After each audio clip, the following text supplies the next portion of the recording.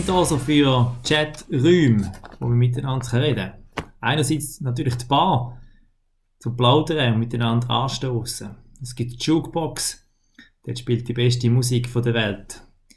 Am Stammtisch kann man über Gott und die Welt diskutieren. Oder am Küchentisch zusammen Essen teilen.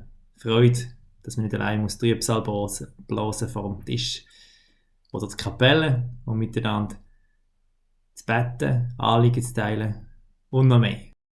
Das Coole am Matchmaus ist, dass sie auf deinem Smartphone und dem PC nutzbar ist. Dass du Push-Benachrichtigungen aufs Handy oder die E-Mail-Benachrichtigung kannst haben und du kannst das individuell selber einstellen. Abonnieren, stumm schalten, abbestellen, auch nach einzelnen Räumen. Und die App ist gratis, sie läuft auf dem Server von unserem Dachverein Unblack. Die Inhalte sind nicht Google indiziert und du kannst es ganz einfach installieren mit dem Link, den wir dir zuschicken. Schreib doch einfach ein E-Mail an sekretariat@metalchurch.ch, wenn du möchtest Zugangsdaten bekommen.